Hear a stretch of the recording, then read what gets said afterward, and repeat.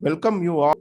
இன்றைய செஷன் பார்த்தீங்கன்னா அஜெண்டா ஏற்கனவே உங்களுக்கு குறிப்பிட்டது போல குவார்டர்லி ரிட்டர்ன் மந்த்லி ஸ்கீம், அதனுடைய அட்வான்டேஜஸ், லிமிடேஷன்ஸ், என்னென்ன அதில் இருக்கக்கூடிய சிரமங்கள், அந்த மாதிரி விஷயங்களும் பிஸ்னஸ்மேன் பர்ஸ்பெக்டிவ்லையும் அக்கௌண்டன்ட் பர்ஸ்பெக்டிவ்லையும் அதை கொஞ்சம் ஓவரால் இம்பாக்ட் என்னன்றதை பார்த்துடலாம். Then forthcoming changes, expected changes as well as சில சேஞ்சஸ் வந்து நம்ம 1 January 2021 இருக்கு. அந்த சேஞ்சஸும் என்ன அப்படின்றது நம்ம பார்க்கலாம். முக்கியமாக ஃபைனான்ஷியல் இயர் 2021-22 நாம ஜிஎஸ்டி சார்ந்த என்னென்ன எச்சரிக்கை நடவடிக்கைகள்ல இருக்க போறோம் அப்படின்ற விஷயங்களும் நம்ம பார்க்கலாம். அடுத்தது கடைசியாக நாம டாலி பிரைம் சாஃப்ட்வேர் மூலமாக இந்த QRMP ஸ்கீம் ரிட்டர்ன் ஆகட்டும் இல்லை ஜென்ரல் ரிட்டர்ன் எப்படி நம்ம எடுக்கிறோன்றத அந்த ஸ்க்ரீன் உங்களுக்கு காண்பிக்கிறோம். தென் ஆஃப்லைன் யூட்டிலிட்டி பார்த்தீங்கன்னா நம்ம ஜிஎஸ்டி போர்ட்டலில் கொடுக்கப்பட்டுள்ளது ஆஃப்லைன் யூட்டிலிட்டி. அது இருக்கும் இடங்களும் நான் சொல்கிறேன். இது டீடைல்டு அனாலிசிஸ், ட்ரைனிங், இது எல்லாமே எங்களுடைய அதர் பெய்டு செஷன்ஸில் இருக்குது. இது நீங்கள் ஆல்ரெடி எங்ககிட்ட படித்தவங்களுக்கு ஒரு ரெஃப்ரெஷர் செஷனாக இருக்கலாம். அதே போல் சில பேர் இதே டொமைனில் பல காலமாக ஒர்க் பண்ணிட்டு இருந்தவங்களாக இருக்கலாம். அவர்களுக்கெல்லாம் வந்து ஃபண்டமெண்டல்ஸ் ஆல்ரெடி நிறைய முறை பரிச்சயமானவர்களாக இருக்கலாம். அவர்களுக்கு சில முக்கியமான ஹிச்சஸ் மட்டும் என்னென்ன அந்த ஆஸ்பெக்ட்ஸ் மட்டும் டிஸ்கஸ் பண்ணலாம். Q&Aல the forum is open to all. யார் வேணாலும் சேட் விண்டோவில் பதிவிடலாம். கேள்விகள், இந்த டாபிக்குகள் சார்ந்த கேள்விகளை பதிவிடலாம். அதற்கான நாம பதில்களை தேடி பயணிக்கலாம். What is that QRMP scheme? Quarterly return and monthly payment அப்படின்ற ஸ்கீமை பற்றி நான் சொல்லிடுறேன்.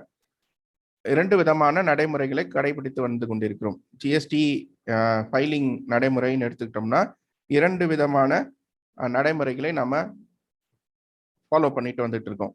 அதுல முதலில் பார்த்தீங்கன்னா GSTR 1 என்கிற படிவம், GSTR 1 என்கிற படிவத்தை வந்து நம்ம பதிவிடுறோம். அதாவது இந்த நோட்டீஸ் போர்டு உங்களுக்கு விசிபிளா இருக்கும்னு நினைக்கிறேன். GST return filing procedure, return filing ப்ரொசீஜர்ஸில் நாம் ஃபாலோ பண்ணிட்டு வந்துட்டு இருக்க நடைமுறைகள் என்று பார்த்தோம் என்றால் GSTR 1 என்கிற ரிட்டர்னை பதிவிட்டு வந்துகிட்டு இருக்கோம். இது வந்து details of outward supplies, details of outward சப்ளைஸை பதிவிடுறோம். இரண்டாவதாக 20ஆம் தேதி 22ஆம் தேதி போல நாம வந்து இங்க GSTR 3B என்கிற return, summary statement for outward supplies and input tax credit, இதை நாம பதிவிடுறோம். இது எல்லாமே வந்து செல்ஃப் டிக்ளரேஷனாக தான் இருக்கு, இருக்குது. இதற்கிடையில நம்ம லாஸ்ட் 6 months அனைவரும் we were all hearing about the statement called GSTR 2B. This is an auto drafted கம்ப்யூட்டரே தயார் பண்ணி நமக்காக கொடுக்கிறது இந்த statement. Auto drafted statement for checking the eligible input tax credit. இதுதான் வந்து நாம இப்போ நடைமுறையில் இருக்கக்கூடிய ப்ரொசீஜர். ஓகே, இதுல என்ன இந்த QRMP அப்படின்ற நடைமுறை எதற்காக அப்படின்னு சொல்லி பார்த்தோம் என்றால் quarterly return monthly payment scheme.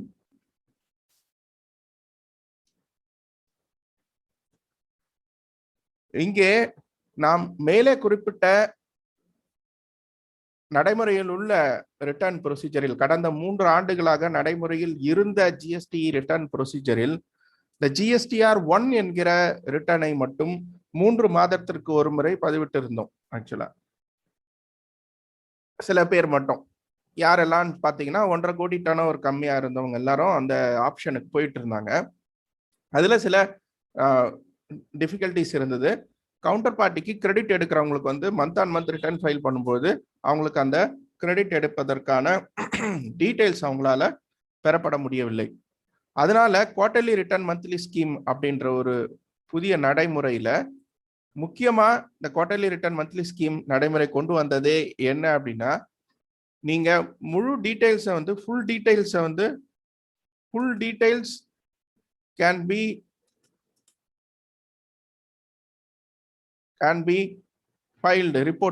be reported once in quarter,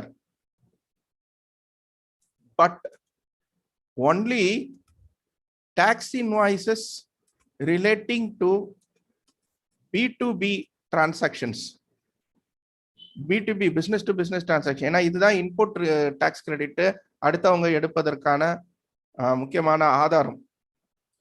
only tax invoices relating to B2B transactions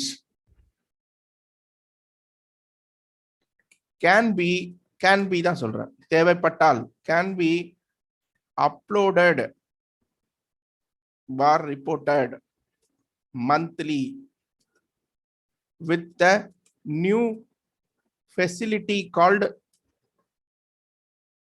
invoice furnishing facility.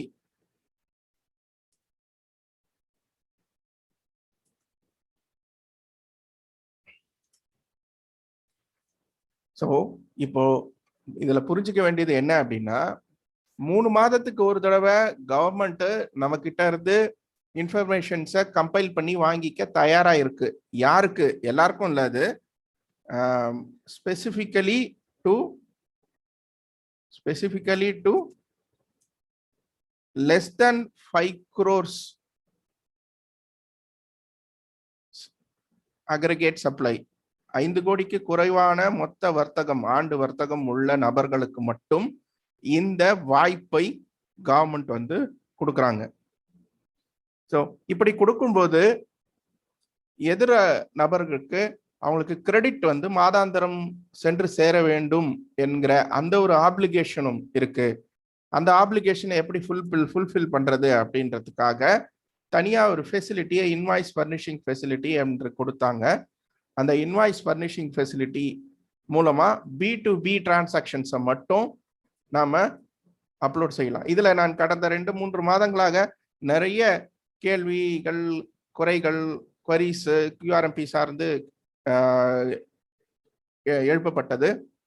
இதுல மோஸ்ட் ஆஃப் தி கேசஸ்ல வந்து இப்படியான ஒரு சேஞ்ச் ஜனவரி 1ல இருந்து வந்ததுன்றதே நிறைய பேருக்கு தெரியாம போய் ரிட்டர்ன்ல ஆட்டோமேட்டிக்கா அது சேஞ்ச் அடாப்ட் ஆகி அங்க வந்து நமக்கு யூஸ்வலா இருக்கிற ரிட்டர்ன்கள் இல்லாம திடீர்னு இது ஏதோ இன்வாய்ஸ் ஃபர்னிஷிங் ஃபெசிலிட்டின்னு வந்திருக்குன்னு தான் நிறைய பேர் கேள்விகள் எழுப்புனாங்க. இது மோஸ்ட் ஆஃப் தி கேசஸ்ல இருந்தது. அதனால என்ன ஆயிடுச்சுன்னா, ஃபர்ஸ்ட் எடுத்த உடனே there was a hesitation. அந்த இன்ஃபர்மேஷன், அந்த ரிப்போர்ட்டிங் ஆஸ்பெக்ட் என்னன்னு புரிஞ்சுக்காமையே ஒரு ஹெசிடேஷன். என்ன சார் இது புதுசா குழப்பற மாதிரி இருக்கு, இந்த ஸ்கீம் நம்ம பழைய மாதிரி இருந்தாலே போதும், பழைய மாதிரி மாத்தி கொடுங்கன்னு சொல்லிட்டு நிறைய கேள்விகள் எழுந்தது ஆக்சுவலா. ஆனால் அதனுடைய விவரங்களை ஒவ்வொருத்தருக்கும் வந்து புரிய வைக்கும் பட்சத்துல நல்லா இருக்கே, இது QRMP ஸ்கீம் இப்படி இருந்தா நல்லா இருக்குமே, இது மாசம் நம்ம பாட்டுக்கு இன்ஃபர்மேஷனை கம்பைல் பண்ற இது வேலை கொஞ்சம் குறையுது, 3 மாசத்துக்கு அதோட மொத்தமா பாத்துக்கலாம், ஏதாவது 1-2 விட்டு போனதெல்லாம் சேர்த்து வச்சு பண்ணிக்கலாமே. சரி, இப்போ அட்வான்டேஜஸ் லிமிடேஷன்ஸ்க்கு வந்துருவோம். இப்போ இதுல இன்னொரு முக்கியமான பாயிண்ட் நான் சொல்லணும். Full details can be reported once in குவார்ட்டர்னு சொல்லிட்டேன். அது இல்லாம டாக்ஸ்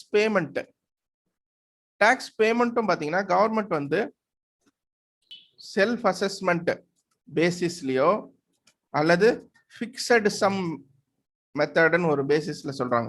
இந்த பேசிஸ்லயோ நீங்க நார்மல் டாக்ஸ் சலான்ல இந்த monthly payment for quarterly return என்ற சாய்ஸ் சூஸ் பண்ணி பேமெண்ட் பண்றது மூலமாக நாம இன்ட்ரெஸ்ட் போல அடிஷனல் லைபிலிட்டிலாம் நமக்கு வராது அப்படின்னு சொன்னாங்க. அதே நேரத்தில் QRMP ஸ்கீம்ல இருக்கிற யாருக்கும் மாதம் ஃபைல் பண்ணாததால அவங்களுக்கு எந்த லேட் ஃபீஸும் வராது.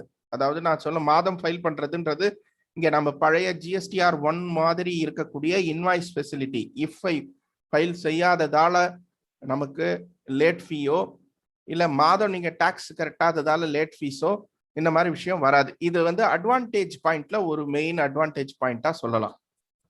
சரி, ஃபர்ஸ்ட் நான் அட்வான்டேஜஸ் போறதுக்கு பதில் டிஃபிகல்டிஸ் லிமிடேஷன்ஸ் அப்படின்னு சொல்ற விஷயத்துக்கு நான் போறேன். இப்போ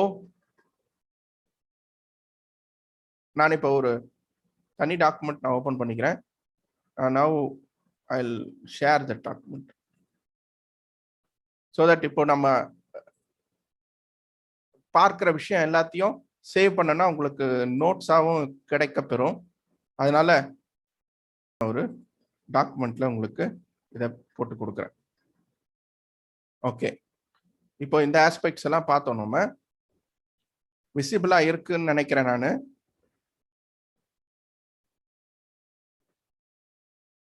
சரி, இப்போ நம்ம ஃபர்ஸ்ட் வந்து லிமிடேஷன்ஸ் அப்படின்னா சில டிஸ்அட்வான்டேஜஸ்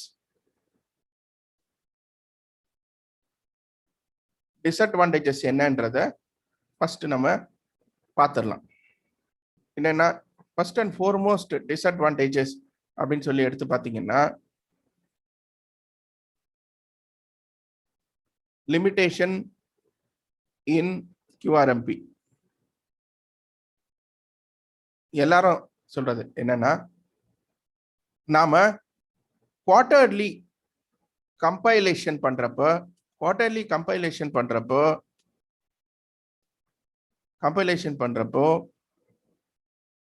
மந்த்லி நம்ம என்னென்னலாம் பண்ணியிருக்கோன்றதை ஞாபகம் வச்சிருக்கணும். முக்கியமா on quarterly compilation you should remember what are all the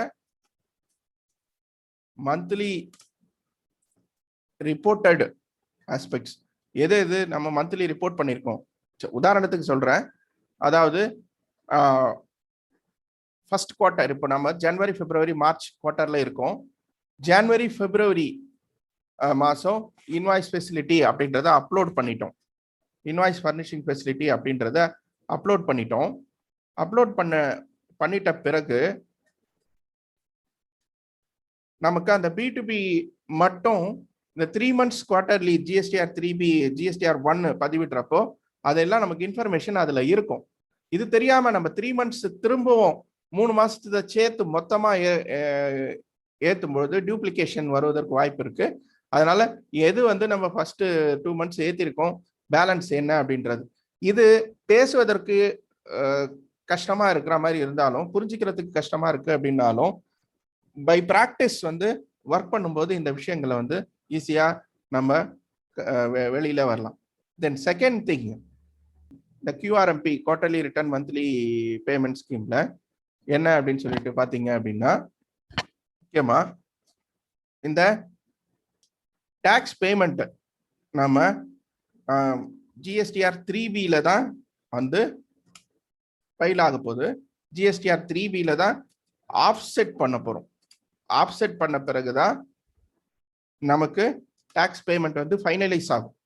so அப்ப இதுல டாக்ஸ் பேமெண்ட்ல ஏதாவது shortage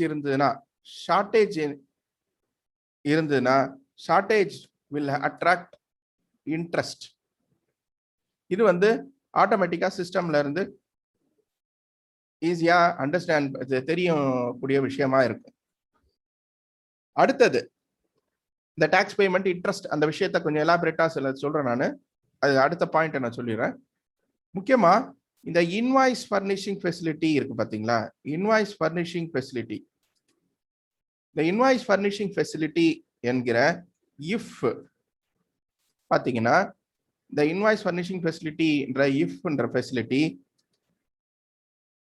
after due date, that is after 13th of every month, ஒவ்வொரு மாதமும் 13ஆம் தேதிக்கு மேல அது நமக்கு அவைலபிள் ஆகவே இருக்காது, நாட் அவைலபிள். GSTR 1 பொறுத்த வரைக்கும் நமக்கு லேட்டா ஃபைல் பண்ணாலும் எப்போனாலும் அப்லோட் பண்ணலாம். உதாரணத்துக்கு நீங்க QRMP ஸ்கீம்ல இருக்கிறீங்க, பில் அப்லோட் பண்றது 13ஆம் தேதிக்குள்ள அப்லோட் பண்ணணும்னா பண்ணணும், பார்ட்டி கேட்கறாங்கன்னா. இல்ல நாம இப்போ ஒரு 14ஆம் தேதி 15ஆம் தேதி பார்த்தோம்னா அதை அப்லோட் பண்றதுக்கே ஃபெசிலிட்டி இருக்காது. அப்ப என்ன பண்ணோம், அடுத்த மாசம் வரப்போ அடுத்த மாசம் இஃப்ல தான் அதை அப்லோட் பண்ணோம். இதை நிறைய பேர் என்கிட்ட 13ஆம் தேதி கடந்த பிறகு சில பேர் வழக்கமாவே 14 15 தேதியில அப்லோட் பண்றது வழக்கமா வச்சுக்கிட்டு இருந்தவங்க எல்லாம் கடந்த 2 மாதத்துல இந்த சிரமங்களை ஃபேஸ் பண்ற மாதிரி இருந்தது. ஏன்னா இப்ப கவர்மெண்ட் வந்து ரொம்ப தெளிவாவே வந்து இந்த ஜிஎஸ்டி சிஸ்டம் போர்ட்டல்ல அந்த ஜிஎஸ்டி ஆர் 2B என்கிற படிவம் வந்த பிறகு நம்ம எவ்ரி கட் ஆஃப் டேட்டுக்கும் கரெக்டா நமக்கு அந்த கட் ஆஃப் டேட்ல வரைக்கும் என்னென்ன பில்ஸ் அப்லோட் ஆயிருந்ததோ அது எல்லாமே 2Bக்கு பாப்புலேட் ஆகி வர விஷயங்கள் நடந்துகிட்டு இருக்கு. அதனால இந்த QRMPல புதிதாக கொடுக்கப்பட்டுள்ள இஃப் என்கிற ஃபெசிலிட்டி நமக்கு 13ஆம் தேதிக்குள்ள அது லாக் ஆயிடும். அதுக்கு பிறகு ஓப்பன் ஆகாது. அடுத்து முக்கியமா லார்ஜ் இன்வாய்சிங் பண்ணக்கூடிய நபர்கள் முக்கியமான இதுல ஒரு ரெஸ்ட்ரிக்ஷன் என்ன இருக்கு அப்படின்னு சொல்லி பாத்தீங்கன்னா, invoice values single invoice or multiple invoice values எதை வேணாலும் வச்சுக்கலாம். above 50 lakhs cannot be uploaded.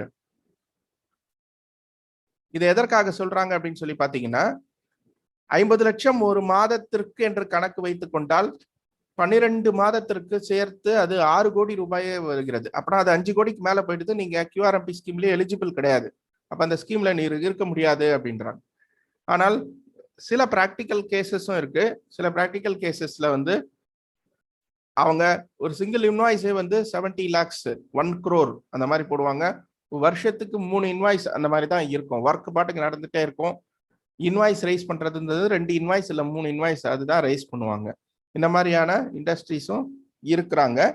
அவர்களுக்கு though they are legally eligible for QRMP scheme, they cannot opt to this scheme because of this restriction of having an invoice upload restricted to 50 lakhs value. So இதுதான் மேஜரா சொல்ல போனா limitations. வேற யாரும் இந்த ஃபோரம்ல இருக்கிறவங்க உங்க மனதுல நீங்க ரெஸ்ட்ரிக்ஷனா லிமிடேஷனா நினைச்ச விஷயங்கள் ஏதாவது இருந்தா அதை போடலாம். அடுத்தது இப்போ அட்வான்டேஜஸ்.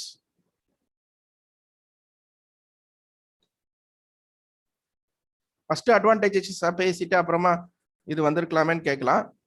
பட் என்னை பொறுத்த வரைக்கும் குறைகள் என்னன்னு ஃபர்ஸ்ட் தெரிஞ்சுக்கணும். தெரிஞ்சிட்டாதான் வந்து நிறைகள் அப்புறமா ரொம்ப பெருசா நமக்கு தெரியும். இல்ல கடைசியா குறைகளோட நிறுத்தும் பட்சத்துல அதனுடைய நிறைகள் வந்து மனசுல நிக்காமே போயிடும். அதனால எப்பவுமே நான் வந்து குறைகளை தான் ஃபர்ஸ்ட் பார்த்துட்டு, ஈவன் நம்மளுடைய செல்ஃப் அப்ரிசியேஷனுக்கு கூட குறைகளை முதல் பார்த்துட்டு அதன் பிறகு வந்து நிறைகளை நோக்கி செல்வது நல்லது, சால சிறந்தது. இப்போ அட்வான்டேஜஸ் அப்படின்னு பாத்தீங்கன்னா, ஃபர்ஸ்ட் அண்ட் ஃபார்மோஸ்ட் அட்வான்டேஜ் என்ன அப்படின்னு சொல்லி பாத்தீங்கன்னா, நமக்கு இந்த கட் ஆஃப் டேட்டுக்குள்ள, அதாவது deadline pressure for every month அது கிடையாது. ஏன்னா the complete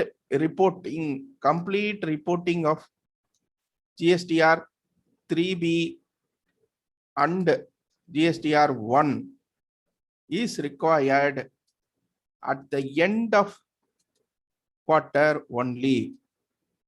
That is, by the end of March, by the end of June, by the end of September, and by the end of December only, you are going to compile all the transaction. இதுல ரொம்பவே முக்கியமா compilation of, அது என்ன சும்மா சாதாரணமா எப்பவுமே ரொட்டீனா பண்றதானே 3V1 அப்படின்னு சொல்லிட்டு எல்லாரும் கேள்வி கேட்கலாம். இனிமேல் வரும் காலங்களில் ஒரு சில ரூல்கள் எல்லாம் அப்டேட் பண்ணியிருக்கிறாங்க. அந்த ரூல்களின் கெடுபிடிகளை பார்க்கும் பொழுது நாம் மாதாந்திர GSTR 1 3Bக்கள் பதிவிடுவது என்பது ஒரு மிகப்பெரிய கவனத்துடன் செய்ய வேண்டிய அம்சமாக இருக்கிறது. So I'll tell you, while filing GSTR 1 and GSTR 3B, what are all the key aspects to be looked in? என்னென்ன முக்கியமான அம்சங்கள் வந்து GSTR 1, GSTR 3Bல நம்ம கவனிக்க வேண்டிய அம்சங்கள் அப்படின்றத நான் சொல்றேன். ஃபர்ஸ்ட் இந்த அட்வான்டேஜஸ் முடிச்சிருவோம், அடுத்து அந்த ஆஸ்பெக்ட் பத்தி நான் சொல்றேன். சரி, the advantage of having QRMP scheme is the deadline is once in quarter. Therefore, the pressure of complete information in GSTR 3B, GSTR 1 is on every quarter only. month on month கிடையாது. சரி, அதாவது since GSTR 3B is quarterly, no restriction to compulsorily pay tax monthly.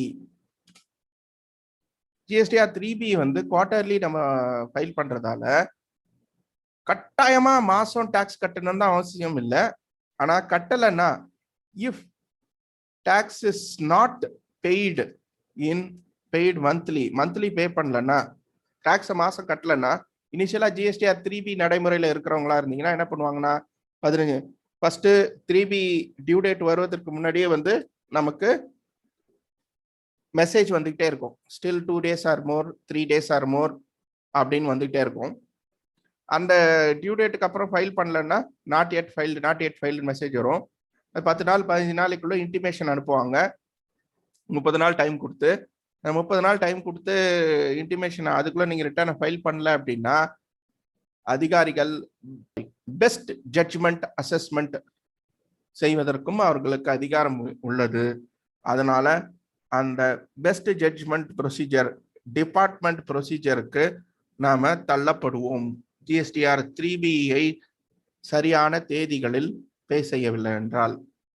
சரி, இப்போ மாதாந்திர வரி 3Bல தான் நம்ம tax கட்டுறது கட்டாயமாகுது. ஏன் குவார்டர்லியும் டாக்ஸ் கட்டணும்னு சொல்றீங்களா சார்ன்றீங்க. அது கட்டலாம். கட்டாம விட்டா என்ன, மாசம் டாக்ஸ் கட்டல 3 மாசத்துக்கு தான் கட்டுறீங்க அப்படின்னா, only interest at 18% on net tax liability. இதுக்கான ப்ரொவிஷனும் இப்போ ஃபைனான்ஸ் பில்லில் அமெண்ட்மெண்ட் ஆயிடுச்சு, ரெட்ராஸ்பெக்டிவ் எஃபெக்ட்ல போட்டு. அதனால ஒன்லி இன்ட்ரெஸ்ட் லைபிலிட்டி, நம்ம ஊர் புரிதல சொல்லணும்னா 1,000 ரூபாய் வட்டி தான் மாசத்துக்கு உங்களுக்கு கால்குலேட் ஆகும். No late fee for delay in payment of tax monthly. மாசம் டாக்ஸ் கட்டலன்றதுக்காக லேட் ஃபீ கட்டாயமா கிடையாது. as I said, நான் ஃபர்ஸ்ட் பாயிண்ட்ல சொன்னது போல கம்பைலேஷன். இப்போ நம்ம அட்வான்டேஜஸ் இதை முழுசுமா புரிஞ்சுக்கணும்னா நம்ம அடுத்து கவனிக்க வேண்டிய அம்சங்கள் என்ன அப்படின்னு சொல்லி பார்த்தீங்கன்னா, what are all the key areas to look into at GSTR 1 and GSTR 3B preparation. இது வந்து ஜென்ரிக்கா சொல்றேன், இந்த இண்டஸ்ட்ரி ஸ்பெசிபிக் அந்த மாதிரி நான் சொல்லல. இது உங்களுடைய புரிதலுக்காக நான் சொல்றேன். ஏன்னா இந்த இடர்பாடுகள்லாம் இருக்கிறதால தான் நம்ம கொஞ்சம் ரிலாக்ஸேஷன், ஸ்மால் டாக்ஸ் பேயர்ஸ், இந்த 5 crores குறைவா இருக்கக்கூடிய டர்ன் ஓவர் இருக்கிறவங்க எல்லாம் இந்த ஆப்ஷனுக்கு போலாமான்றது திங்க் பண்றது இந்த மாதிரி விஷயங்களால தான். இப்போ GSTR 1 எடுத்துக்கிட்டீங்கன்னா it is 19 table information. 19 table இன்ஃபர்மேஷன்னா நம்ம tax invoices, credit notes, debit notes, credit notes, debit notes relating to outward supply. ஏன்னா டெபிட் நோட்டுன்னா நம்ம மக்கள் உடனே வந்து பர்ச்சேஸுக்கு போடுற டெபிட் நோட்டுக்கு போயிடுறாங்க. அதுக்காக தான் கிரெடிட் நோட், டெபிட் நோட்டு. அப்புறம் எக்ஸ்போர்ட்ஸ் இருந்தால் exports if any, export details if any, அந்த விஷயங்கள். For services industry advances and taxes paid on those advances. முக்கியமா HSN சம்மரி, இதுதான் நம்ம மெயினா இந்த ஏப்ரல் 1ல இருந்து அதிகமான கவனத்தை எல்லாருடைய கவனத்தையும் ஈர்க்கக்கூடிய ஒரு அம்சமும் இந்த HSN சம்மரி விஷயத்தையும் நம்ம பார்க்க போறோம். சரிங்களா? HSN இவ்வளவு நாள் சரியா கவனிக்காதவர்கள் தயவுசெய்து இப்ப இந்த HSN விஷயத்துக்கு கொஞ்சம் கவனம் செலுத்த வேண்டும். HSN for harmonise system of nomenclature சொல்றாங்க. Product code HSNO SCSO service account code. நாம் நம்மளுடைய பொருட்களுக்கு சரியான ப்ராடக்ட் கோடுகளையோ அக்கவுண்ட் கோடுகளையோ கொடுத்திருக்கிறோமா அப்படின்றத பாருங்க. சரி, இப்போ என்ன பண்ணுவோம் அப்படின்னா, GSTR 3B போயிட்டோம் அப்படின்னா, GSTR 3Bல போறீங்கன்னா நம்ம என்ன பண்றோம் அப்படின்னா, matching the turnover at GSTR 1 and turnover at our P&L profit and loss account, இதெல்லாம் வேற செக் பண்ண வேண்டியது இருக்கு. பிளஸ் என்ன பண்ண போறோம், நம்ம our available ITC versus ITC from GSTR 2B reconciliation, இந்த reconciliation நம்ம பண்ணணும். ஏன்னா to comply with rule 36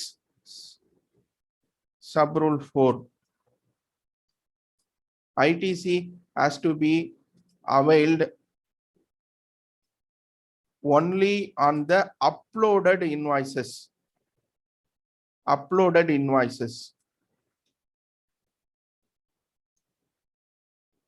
Subject to 5% upward claim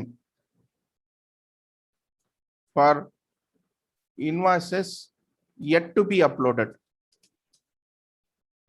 so upload ஆகாம என்கிட்ட பில் இருக்கு, பார்ட்டி ஆனால் லேட்டா ஃபைல் பண்ணிருக்காரு, டியூ டேட் தாண்டி ஃபைல் பண்ணிருக்காரு அப்படின்னா அதுக்கு ஒரு லிமிட் தான். நம்ம இருக்கிற எல்லாத்தையும் கிளைம் எடுக்க முடியாது. ஸோ இந்த இரு நடைமுறைகள், டர்ன்ஓவரை matching the turnover, then reconciliation, GSTR 2B reconciliation மாதாந்திரம் செய்துதான் நாம பதிவிட வேண்டும். இதுவரைக்கும் நீங்க எப்படிதான் நடைமுறை நடந்திருக்கீங்களோ தெரியாது. இனிமேல் நம்மளுடைய டர்ன்ஓவரும் மேட்ச் ஆகணும், நம்மளுடைய 2B ரெக்கன்சிலியேஷனும் மேட்ச் ஆகணும். இந்த ரெண்டு விஷயத்துக்குமே அரசாங்கத்துக்கு அதிகாரிகளுக்கு ஓப்பன் ரைட்ஸ் அவங்களுக்கு கொடுத்துருக்குறாங்க. அந்த விஷயங்களையும் நம்ம பார்ப்போம். ஏன்னா புதிதாக கொண்டு வரப்பட்டுள்ள ரூல்களின் மூலமாக அந்த அம்சங்கள் உள்ளன. இப்போ நாம பிரசன்டேஷனுக்குள்ள செல்வோம். நம்ம கான்செப்ட்ஸை கொஞ்சம் புரிஞ்சோம். QRMP பத்தி நான் சொல்லிட்டேன் உங்களுக்கு. இப்போ பிரசன்டேஷனுக்குள்ள செல்லுவோம். GSTR 2A ஜஸ்ட் ரெஃபரன்ஸ் தாங்க, அது நாட் அட் ஆல். இனிமே அது ஒரு சப்போர்ட்டிங் இதுவாக எடுக்க முடியாது. But legally even now people are telling GSTR 2A is the right document. But அந்த டிபேட்ஸ் ஒரு பக்கம் இருந்துகிட்டே இருக்கு. நம்ம அது ஏதாவது ஒரு தருவாயில சட்டத்தை அமெண்ட் பண்ணி அரசாங்கம் ரெட்ராஸ்பெக்டிவ் அமெண்ட்மெண்டா கூட வந்துடலாம்.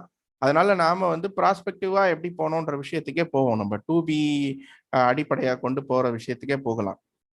இப்போ இந்த குவார்டர்லி ரிட்டர்ன் மந்த்லி ஸ்கீம் என்பது 1/1/2021 அறிமுகமான ஒரு அம்சம். நான் சொன்னது போல 5 கோடி அக்ரிகேட் டர்ன்ஓவர் கடந்த நிதியாண்டுகளில் நம்மளுடைய வர்த்தகமாக இருக்கும் பட்சத்துல இந்த ஸ்கீமுக்கு நாம எலிஜிபிள் ஆகிறோம். இந்த ஸ்கீமுக்கு செல்வதும் செல்லாததும் நம்முடைய விருப்பம்தான். But based on our performance, portal itself have opted us to quarterly return monthly scheme. எப்படி என்று பார்த்தீர்கள் என்றால் 1.5 கோடிக்கு குறைவாக இருந்தவர்கள் ஏற்கனவே GSTR 1 குவார்டர்லி ரிட்டர்னில் பதிவிட்டிருந்தீர்கள் என்றால் உங்களை டிஃபால்ட் மைக்ரேஷன் சிஸ்டமே உங்களுக்கு QRMPக்கு அடாப்ட் பண்ணி விட்டு இருந்திருக்கும்.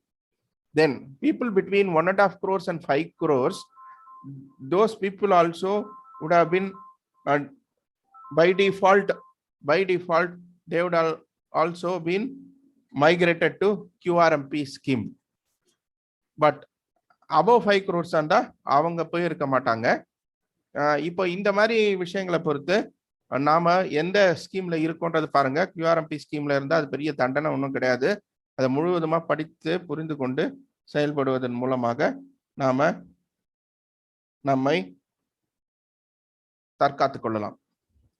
Aggregate annual turnover for the preceding financial year shall be calculated in the common portal taking into account the details furnished in the taxpayer for in the preceding financial year. போன முந்தைய வருஷத்துல எவ்வளவு 5 கோடியோ அதை பொறுத்து.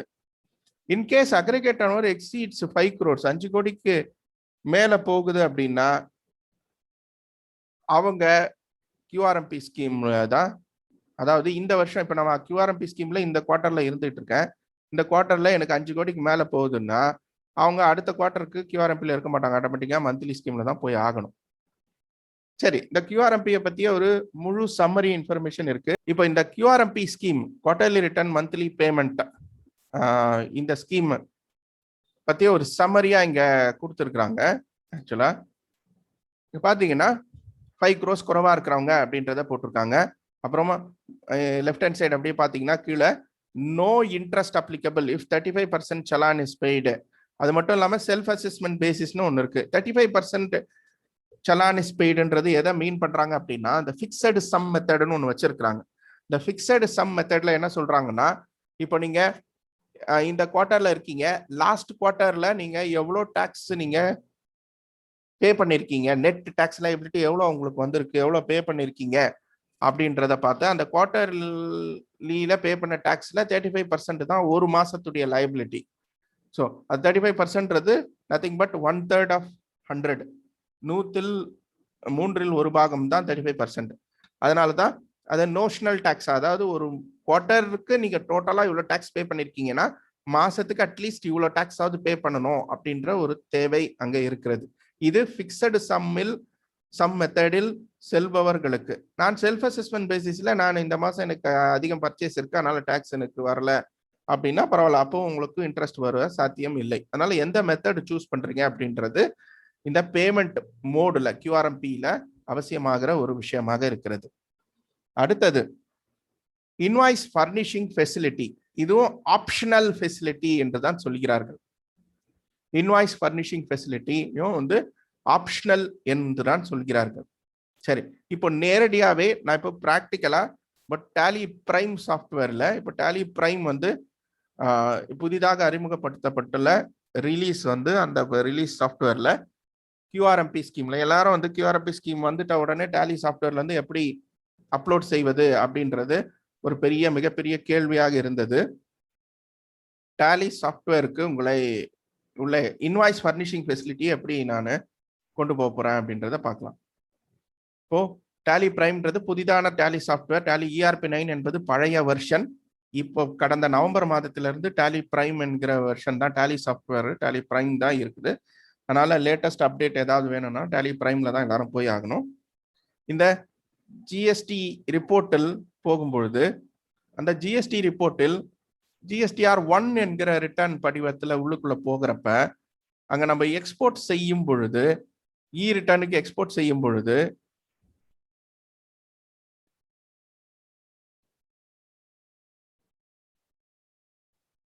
Okay invalid GST நம்பர்னு இருக்கா, அதை நான் மாத்திக்கிறேன்.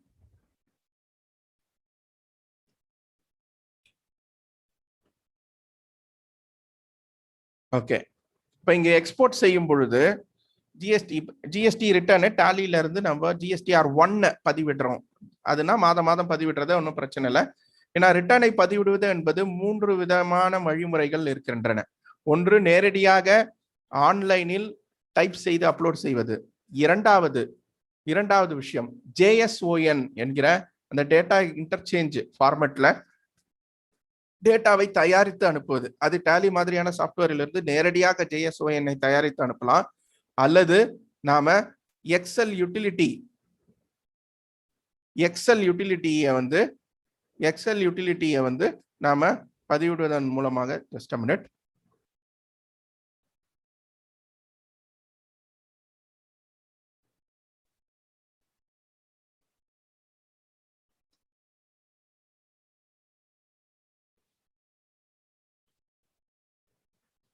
தேங்க்யூ.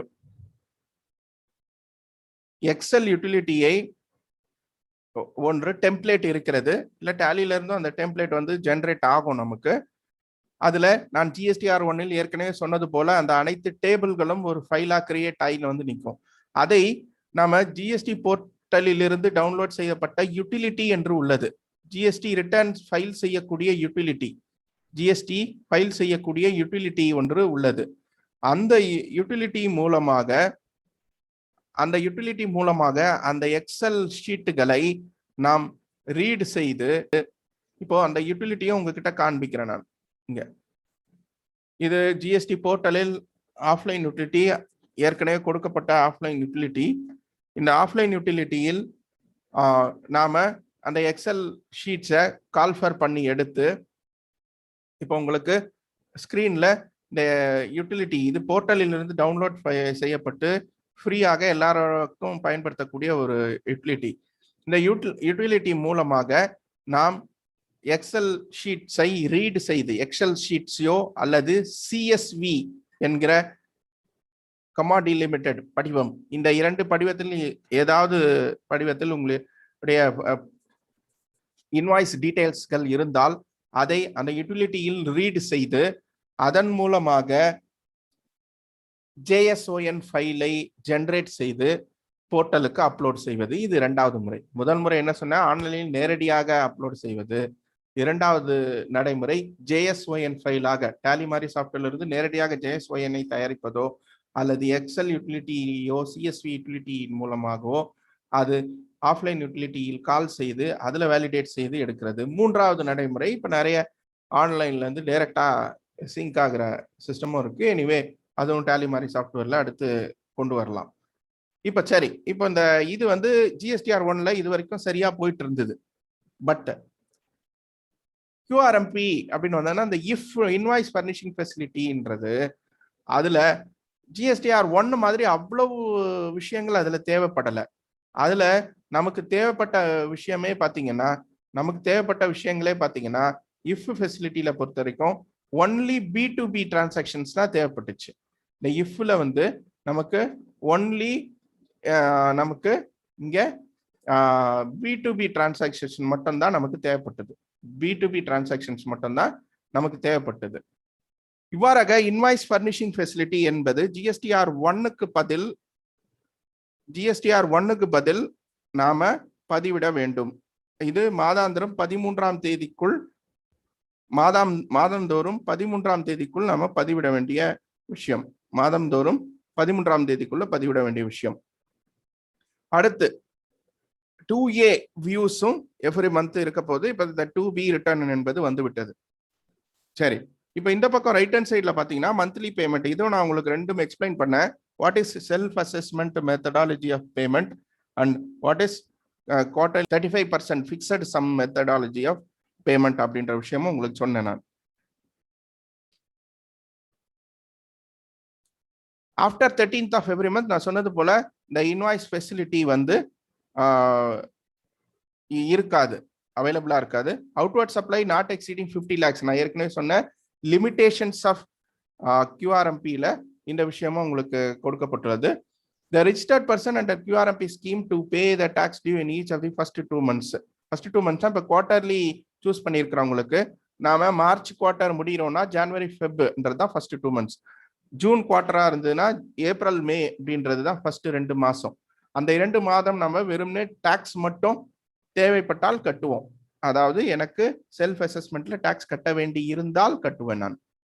ஃபிக்ஸட் சம் மெத்தடும் நான் உங்களுக்கு எக்ஸ்பிளைன் பண்ணேன். செல்ஃப் அசஸ்மெண்ட் மோடும் எக்ஸ்பிளைன் பண்ணேன். Form GSTR 3B for each quarter. அந்த குவார்டர்லி பீரியட் முடிஞ்ச உடனே 3B ஃபைல் பண்ணணும். 3B பதிவிடுவதிலும் என்னென்ன அம்சங்களை கவனிக்கணும் அப்படின்றத நான் சொன்னேன். சரி, இப்போ அடுத்து நம்ம செக்மெண்ட்டுக்கான விஷயத்துக்கு போயிடுவோம். Recently implemented changes as well as forthcoming changes. April 1 நடைமுறைக்கு வர வேண்டிய விஷயம். இந்த QRMP-யை பத்தி எப்படி அப்லோட் செய்வது, அதுக்கு இஃப் ஜென்ரேட் பண்றது எப்படி, இதெல்லாம் எங்களுடைய டீடைல்டு செஷன்ஸ்ல இருக்கு. அதை ஹேண்ட்ஸ் ஆனா பார்க்கணுன்றவங்களும் அதில் பார்க்கலாம். இருந்தாலும் ஆன்லைன்லேயே எழிலரசன் யூடியூப் சேனல்ல இருக்கு, அதுலயும் வந்து எப்படி அப்லோட் செய்யப்படுகிறதுன்றது தெளிவாக போடப்பட்டுள்ளது. இப்போ நாம ரீசென்ட்லி இம்ப்ளிமெண்டட் விஷயங்கள் என்னென்ன அப்படின்றத ஒரு கிளான்ஸ் பார்த்துடலாம். இது வந்து இந்த செக்ஷன்ல அமெண்ட்மெண்ட் சொல்றாங்க. அதாவது காம்போசிஷன் ஸ்கீம்ல சர்வீசஸ்ல இருக்கிறவங்க அந்த காம்போசிஷன் ஸ்கீமுக்கு சில எக்ஸப்ஷன்ஸ்லாம் கொடுத்துருந்தாங்க. அது சர்வீசஸ்ல இருக்கிறவங்களுக்கு அந்த அப்ளை ஆகும் அப்படின்றது அமெண்ட்மெண்ட் தான் அந்த விஷயத்துக்கு வந்தது. Then 16 subsection 4 input tax credit எடுப்பதற்கான கால அவகாசம் அந்த விஷயங்கள்ல இப்ப இந்த டெபிட் நோட் கிரெடிட் நோட்லாம் ஒரிஜினல் இன்வாய்ஸோட லிங்க் பண்ணியிருப்போம். அந்த விஷயம் டீலிங்க் பண்ணிட்டாங்க. அதனால invoice debit note credit notes இனிமே நம்ம மொத்தமா கூட நம்ம பதிவிடலாம். ஒரு இன்வாய்ஸ்க்கு அகேன்ஸ்டா பதிவிடணும்னு அவசியம் கிடையாது. Then cancellation of registration in voluntary application வந்து இப்போ அவைலபிளா இருக்கு. இதெல்லாம் ஏப்ரல் 1 நடைமுறையில் அமெண்ட்மெண்ட் ஆன விஷயங்கள். ரிவோகேஷன் டைம் லிமிட் வந்து எக்ஸ்டெண்ட் ஆயிருக்கு by JC or AC makes the beneficiary of the fraudulent transaction liable. அதாவது இப்போ இந்த பில்கள் மட்டுமே கொடுத்து பொருட்கள் மூவ்மெண்ட் அல்லாமல் இன்புட் கிரெடிட்டை எடுத்த இந்த இன்வாய்ஸ் சார்ந்த விஷயங்கள் சட்ட விதிமீறல்கள் செய்தவர்கள் அவர்களுக்கு மட்டும் பாதிப்பு அல்ல, அவர்களிடம் தெரியாமல் கொள்முதல் செய்திருந்த நாமும் பாதிப்படைவோம். அந்த ஒரு விஷயம் தான் beneficiaries are also liable for the fraudulent transaction சொல்றாங்க. அதனால இனிமேல் வரும் நாட்களில் நம்மளுடைய சப்ளையர்கள் சார் அவரு இந்த மாதிரி மாத்தி மாத்தி ஒருத்தர் ஒரு மாசம் ஒருத்தர் பேர்ல பில் பண்றாரு எனக்கு தெரியாது சார் அப்படின்னு நீங்க இருக்க வேண்டாம். சப்ளையர்ஸ் உங்களுடைய சப்ளையர்ஸை வந்து கவனமாக கண்காணித்து வைத்துக் கொள்ளுங்கள். இல்லைன்னா ஏதாவது தருவாயில உங்களையும் அவங்க வம்பில் இழுத்து வச்சிருவாங்க அவங்க செய்யும் தவறுகளுக்கு. தென் சிஸ்டம் பேஸ்டு ரெஜிஸ்ட்ரேஷன் 3 நாட்களுக்குள்ள இருந்தது, அது 7 நாட்கள் வரைக்கும் நேரம் இது பண்ணது.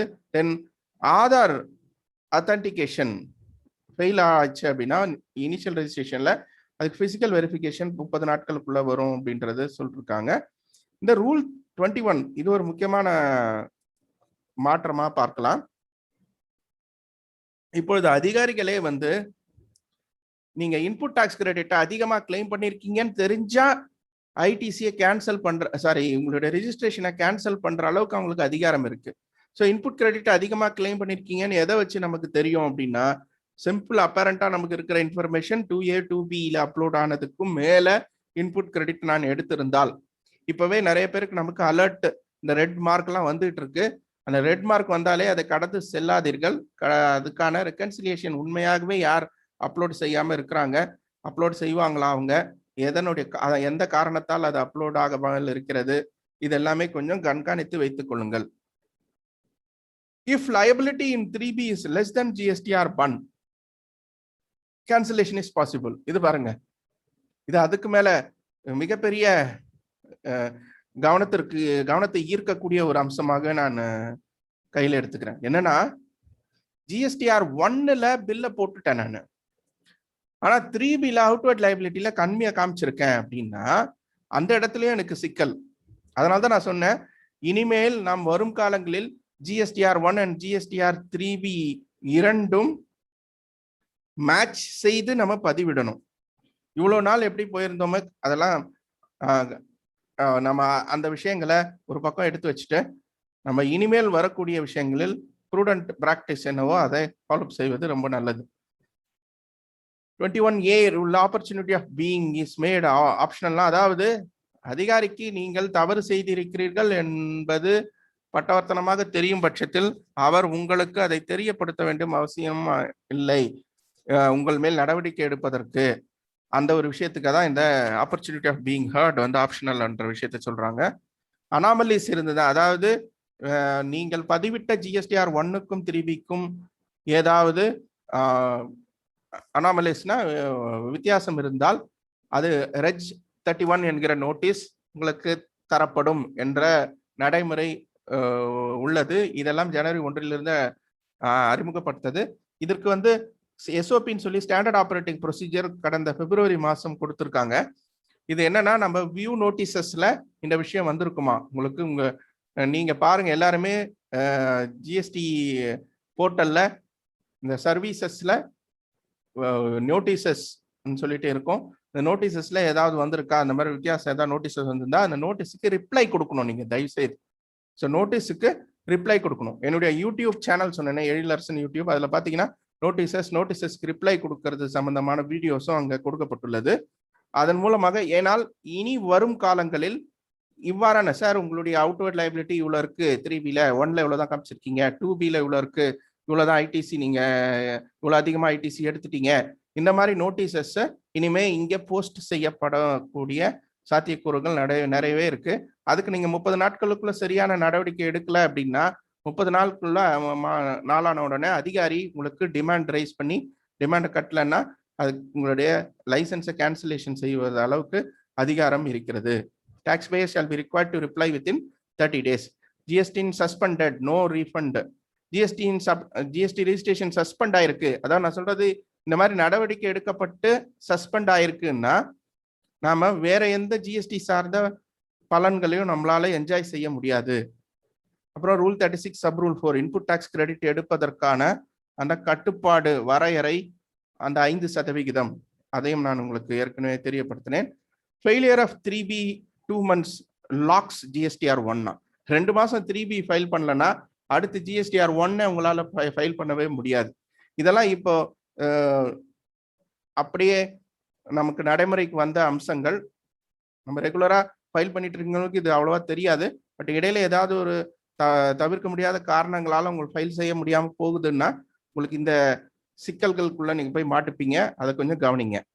தென் per day distance for e way bill பதிவிடுபவர்களுக்கு அந்த கால அவகாசத்தை கணக்கிடுவதற்கான அந்த distance between the 2 locations distance to cross in a day, ஒரு நாளைக்கான டிஸ்டன்ஸ் 100 கிலோமீட்டராக இருந்தது, இப்போ 200 கிலோமீட்டராக அதிகரிச்சிருக்குன்னா இதனுடைய விளைவு என்னவா இருக்கும்னா இவே பில்லுக்கு வேலிடிட்டி டைம் நமக்கு குறைஞ்சிரும். இப்போ பாதியா குறைஞ்சிரும். இப்போ உதாரணத்துக்கு ஏற்கனவே நீங்க 300 கிலோமீட்டருக்கு ஒரு இவே பில் போட்டிருந்தீங்க அப்படின்னா 3 நாள் டைம் இருந்திருக்கும். பட் இப்போ இந்த கணக்கு பிரகாரம் 2 நாள் தான் டைம் அதுக்கு. அதே மாதிரி ஒரு 400 கிலோமீட்டருக்கு பில், 420 கிலோமீட்டருக்கு பில் போட்டிருந்தீங்கன்னா ஏற்கனவே 5 நாள் வேலிடிட்டி டைம் இருந்திருக்கும். பட் இப்போ உங்களுக்கு 2 நாள் தான் டைம், 2 நாள் 3 நாள் தான் டைம். ஸோ அப்படி இருக்கும் பொழுது இந்த இவே பில் சார்ந்த விஷயங்கள்லையும் கொஞ்சம் கவனத்தில் செலுத்த வேண்டிய அம்சங்களில் இருக்கும். இப்போ இங்க ரூல் 86B அப்படின்னு ஒரு விஷயத்தை பத்தி சொல்றாங்க. இதையும் நிறைய பேர் கடந்து சென்று விடுகிறார்கள். அதாவது 50 லட்சம் ரூபாய்க்கு மேல நமக்கு டர்ன் ஓவர் இருக்கும் பட்சத்தில், அவுட்வர்ட் சப்ளைஸ் இருக்கும் பட்சத்துல நமக்கு 1% நீங்க டாக்ஸ் லைபிலிட்டி கேஷ் லெட்ஜர் மூலமா டிஸ்சார்ஜ் பண்ணியிருக்கணும். நீங்க இன்புட் கிரெடிட்டே எக்ஸஸா இருந்தாலும் அந்த 1% லைபிலிட்டி நீங்க கட்டாயம் கட்ட வேண்டியிருக்கும். இதை இப்போதைக்கு நம்ம மேனுவலா தான் ஆஃப்செட் லைபிலிட்டி டேபிள்ல செட் ஆஃப் பண்ண வேண்டியிருக்கும். அதையும் நாம கவனம் பார்த்துக்குங்க. ரூல் 86B ஒரு முக்கியமான அம்சம். இப்போ ரீசன்ட் டேஸ்ல அமெண்ட்மெண்ட் வந்த விஷயத்துல சொல்லலாம். இந்த ரூல் 86Bல எப்படி அந்த 1% மட்டும் நம்ம செட் ஆஃப் பண்றதும் நம்ம ரெகுலர் வகுப்புகள்ல பார்த்துருப்பாங்க மக்கள். தென் எக்ஸப்ஷன் டு 86B பார்க்குறப்போ இந்த ரூல் 86B யாருக்கெல்லாம் அப்ளை ஆகாதுன்னா, நான் லாஸ்ட் 2 years ப்ரீவியஸ் இயர்ல ஐடி இன்கம் டேக்ஸ் 1 லட்சம் ரூபாய்க்கு மேல பே பண்ணியிருக்கேன், either through TDS or self assessment tax நான் பே பண்ணியிருக்கேன் அப்படின்னா எனக்கு இந்த பிரச்சனை இருக்காது. Then received refund under CGST act for more than 1 lakh 1 லட்சம் ரூபாய்க்கு மேல ரீஃபண்ட் நான் ஏதாவது வாங்கியிருக்கேன்னாலும் எனக்கு இந்த 99% ஆஃப் லயபிலிட்டி அந்த கான்செப்ட் இங்க எனக்கு அப்ளை ஆகாது. அதாவது 1% கட்டாயமா கேஷ் லெட்ஜர் பே பண்ணணும்ன்ற கட்டுப்பாடு. Also 86B not applicable to government department, PSU public sector undertakings, local authorities மற்றும் ஸ்டாச்சுட்டரி பாடிஸ்க்கு அது அப்ளை ஆகாது அப்படின்னு. தென் போர்ட்டல்ல, ஜிஎஸ்டி போர்ட்டல்ல அப்டேட்னு பார்த்தீங்கன்னா கம்யூனிகேஷன் பிட்வீன் டாக்ஸ் பேயர்ஸ்ன்னு ஒன்று கொடுத்துருக்காங்க. அதாவது நம்முடைய சப்ளையருக்கோ நம்மளுடைய கஸ்டமருங்கள்கிட்டயோ கம்யூனிகேட் பண்ணுவதற்கு ஜிஎஸ்டி நம்பர் கொடுக்காம விட்டுருக்காங்க, இல்லை பில்கள் எதுவும் அப்லோட் பண்ணாம விட்டுருக்காங்கன்னா போர்ட்டல் மூலமாகவே நீங்க செய்தி அனுப்பி பார்த்துக்கலாம். ஏன்னா நம்ம அவங்களுடைய சரியான இமெயில் இருக்கா இல்லையான்னு தெரியாது, அதனால போர்ட்டல்லே கூட message அனுப்பிக்கலாம். Then GSTR 1 updated in T+3 days in e-invoicing. E-invoice generation, e-invoice பத்தி தான் நம்ம அடுத்த பிரசன்டேஷன் பார்க்க போறோம். அதுல e-invoice-இல் போடும் அனைத்து விவரங்களும் GSTR 1க்கு வந்தடையும் என்பது தான் இது குறிப்பிடுகிறது. Invoice furnishing facility now available to all opted QRMP. இதையும் நம்ம லெங்த் அண்ட் பிரெத்தா பார்த்துட்டோம். சரி, இப்போ இந்த இன்வாய்சிங் எலக்ட்ரானிக் இன்வாய்சிங் விஷயம்னு பார்க்கும் பொழுது அது ஏற்கனவே கடந்த அக்டோபரில் இருந்து 500 கோடிக்கு மிகுந்த வர்த்தகம் உள்ளவர்களுக்கு அப்ளிகபிளாக இருந்து ஜனவரி 1 100 கோடிக்கு மேல் உள்ளவர்களுக்கு அப்ளிகபிளாக வந்து தற்போது 50 கோடிக்கு மிகுந்தவர்கள் 1 ஏப்ரல் இருந்து நம்ம இன்வாய்ஸ் நடைமுறைக்குள்ள செல்ல போறோம். நம்ம சரி, இன்வாய்சிங் செல்வதற்கு முன்னால் சில notable changes in GST with effect from 1 April பார்க்குறப்போ ரொம்ப முக்கியமான அம்சம் என்ன, invoicing mandatory for 50 crores and about turnover. Okay, முக்கியமா HSN SAC service account code and HSN வந்து பில்லில் பதிவிடக்கூடிய HSN இருக்கிறது அல்லவா, அது 4 இலக்கம் கட்டாயமாக இந்த 5 கோடிக்கு குறைவா இருக்கிறவங்களுக்கே சொல்றேன். 5 கோடிக்கு குறைவா இருக்கிறவங்க முதல்ல 2 டிஜிட் இல்ல 1.5 கோடிக்கு குறைவா இருந்தா எதுவும் போடாமலாம் இருந்தாங்க இல்லையா, அவங்களே இனிமே B2B டிரான்சாக்சன் எல்லாத்துக்கும் கம்பல்சரியா 4 டிஜிட் HSN போடணும் அப்படின்னு வந்திருக்கு. அதை விட அடுத்த பாயிண்ட் தான் ரொம்ப முக்கியம். 5 கோடி டர்ன் ஓவருக்கு மேல உள்ளவங்களுக்கு 6 டிஜிட் HSN எல்லா டிரான்சாக்சனுக்கும். அப்படின்னா B2C டிரான்சாக்சன் எல்லாத்துக்கும் 5 கோடிக்கு மேல டர்ன் ஓவர் இருந்தீங்கன்னா உங்களுக்கு 6 டிஜிட் HSN கோட் வந்து பதிவிடணும். இப்போ இதுதான் இப்போ அடுத்து நம்ம 2 நாள்ல செய்ய வேண்டிய முக்கியமான விஷயம். நம்மளுடைய எல்லா ப்ராடக்ட்ஸுக்கும் நம்ம 5 கோடிக்கு மேல டர்ன் ஓவர் இருக்கிறவர்களா இருந்தோம்னா நாம 6 டிஜிட் கரெக்டான 6 டிஜிட் HSN கோட் வந்து கரெக்டா நம்ம பார்த்துருக்குமா. இது இல்லாம இன்னொரு நடைமுறையும் இருக்கு. 8 டிஜிட் HSN கோடு சில பொருட்களுக்கும் கவர்மெண்ட் வந்து சில பொருட்களுக்கும் இங்க சொல்லி இருக்கிறாங்க. சில பொருட்கள்னா just show you what are all those products. நான் உங்களுக்கு காண்பிக்கிறேன். 8 இலக்கம் கம்பல்சரி ஒரு சில ப்ராடக்ட்டுகளுக்கு அப்படின்னு சொல்லி இங்க சொல்லி இருக்கிறாங்க. அது என்னென்ன விஷயங்கள் அப்படின்றத நான் உங்களுக்கு சொல்றேன். இங்க பாத்தீங்கன்னா இந்த நோட்டிபிகேஷன் 90/2020 ஒரு நோட்டிபிகேஷன் இங்க கொடுத்துருக்காங்க. இதுல வந்து இங்க பாருங்க, இந்த 8 இலக்க இந்த ப்ராடக்ட்டுங்க ஒரு 49 லைன் ஐட்டம்ஸ் இங்க சொல்லியிருக்காங்க. இந்த விஷயங்களுக்கு வந்து 8 இலக்க HSN கட்டாயம் பதிவிடணும் அப்படின்றத சொல்றாங்க. மிக்ஸ்சர் எத்தாயில் டிமெத்தாயில் இந்த மாதிரியான விஷயங்கள் கெமிக்கல் ஐட்டம்ஸ் மாதிரி தெரியுது. இது இந்த விஷயங்களுக்கு மட்டும் 8 இலக்க HSN கோடை பதிவிடணும் அப்படின்ற நடைமுறையும் நமக்கு அறிவுறுத்தப்பட்டுள்ளது ஏப்ரல் 1, 2021 முதல். இப்போ நம்ம இன்வாய்ஸ் நடைமுறைக்கு போயும் கடைசி 15 நிமிடங்கள் இருக்கிறோம். இன்வாய்ஸ் நடைமுறைக்கு சென்று விடுகிறோம். இப்போ இன்வாய்சிங் எடுத்துக்கிட்டோம் அப்படின்னா first VAT today invoicing April 2005 தமிழ்நாட்டில் எடுத்துக்கிட்டோம்னா 2006 வந்துச்சு. தென் GST இன்வாய்ஸ் ஜூலை 2017 அறிமுகமானது. தற்போது அக்டோபர் 1 500 கோடிக்கு மிகுந்த நபர்களுக்கு இந்த இன்வாய்ஸ் நடைமுறைக்கு கொண்டு வரப்பட்டது. ஜனவரி 1 100 கோடிக்கு மிகுந்தவர்களுக்கும் ஏப்ரல் 5 கோடிக்கு மிகுந்த நபர்களுக்கும் இது அப்ளிகபிள் ஆகும் அப்படின்றது சொல்லப்பட்டது. சரி, வாட் இஸ் திஸ் இன்வாய்சிங் அப்படின்னு பாத்தீங்கன்னா, வாட் இஸ் திஸ் இன்வாய்சிங் அப்படின்னு பாத்தீங்கன்னா, எலக்ட்ரானிக் இன்வாய்சிங் இதை வந்து கீழ்கண்ட 5 விதமான டிரான்சாக்சன்களுக்கு கட்டாயமாக பதிவிட வேண்டும் அப்படின்றத சொல்லியிருக்காங்க. So business to business transaction and business to government tax இன்வாய்ஸ்ன்றத சொல்றாங்க இங்க. அது என்ன பிசினஸ் டு கவர்மெண்ட் அப்படின்னா, நம்ம நார்மலா பிசினஸ் டு கவர்மெண்ட்டை வந்து B2C டிரான்சாக்சன்ஸ்ல தான் பதிவிட்டு இருப்போம். ஸோ அது கவர்மெண்ட்டுக்கு GST நம்பர் இருக்காது. அதனால இங்க அதை தனியா குறிப்பிட வேண்டிய அவசியம் இருக்கிறது. B2Bன்னு சொல்லி B2B மட்டும் போட்டு விட்டுறக்கூடாது. நாம B2Cயில் B2G கவர்மெண்ட்டுக்கு சப்ளை பண்ணதெல்லாம் போட்டிருப்போம். ஸோ அதனால அந்த இடத்துல அப்போ என்ன சார் B2Cக்கு கேட்குறீங்களேன்னு நீங்க கேட்கக்கூடாது. அதனால B2G இன்வாய்ஸ்க்கும் நீங்க இன்வாய்ஸ் ஜென்ரேட் பண்ணணும்.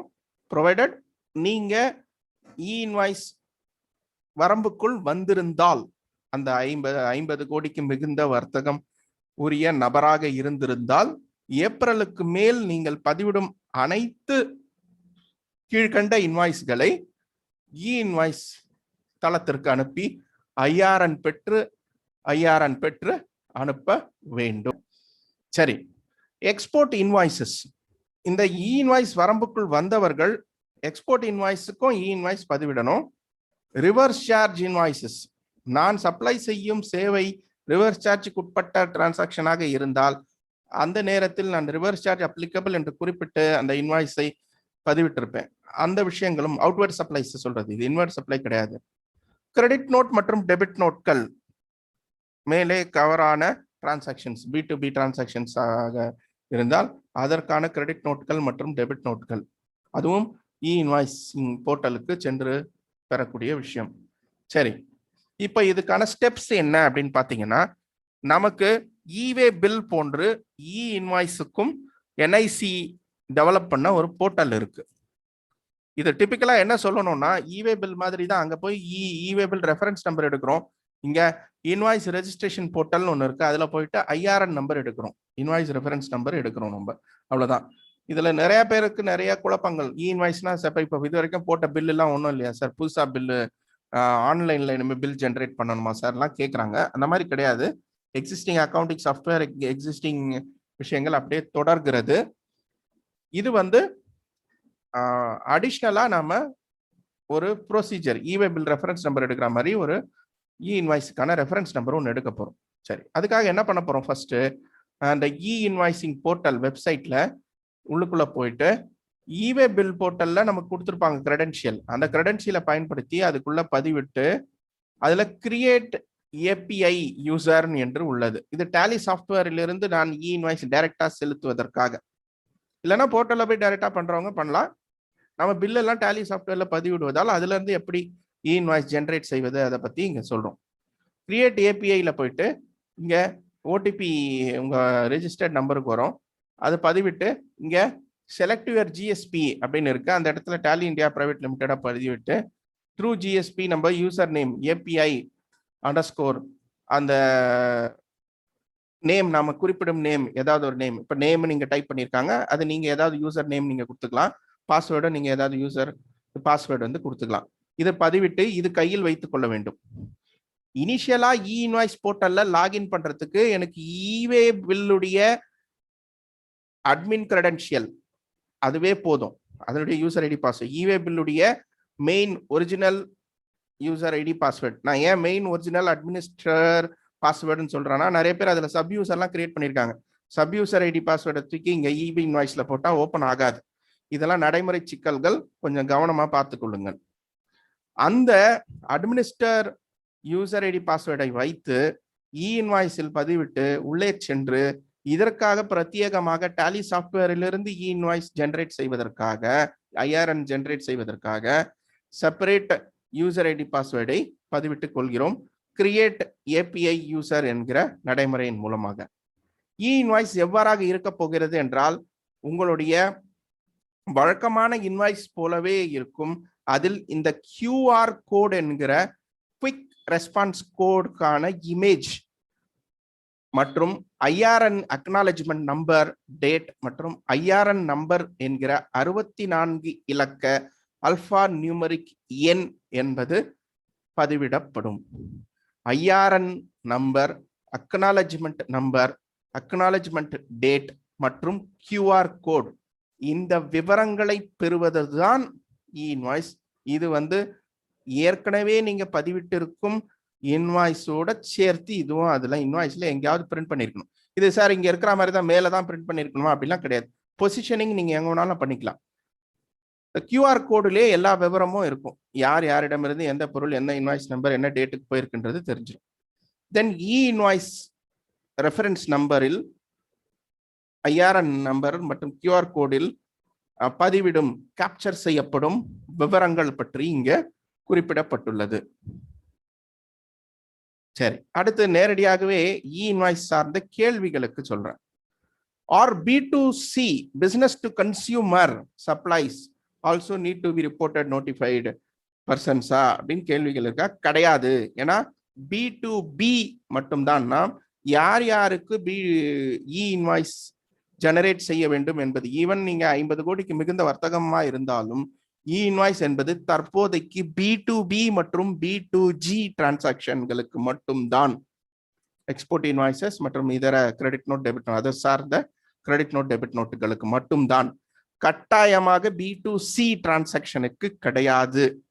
இந்த தருவாயில எல்லாருக்கும் B2B B2Cன்ற விஷயம் தெரிஞ்சிருக்கும்னு நினைக்கிறேன். அதனால அதை பெரிதளவில் நான் உங்களுக்கு விளக்க செல்லவில்லை. அடுத்தது, what is an invoice registration portal என்று சொல்கிறார்கள்.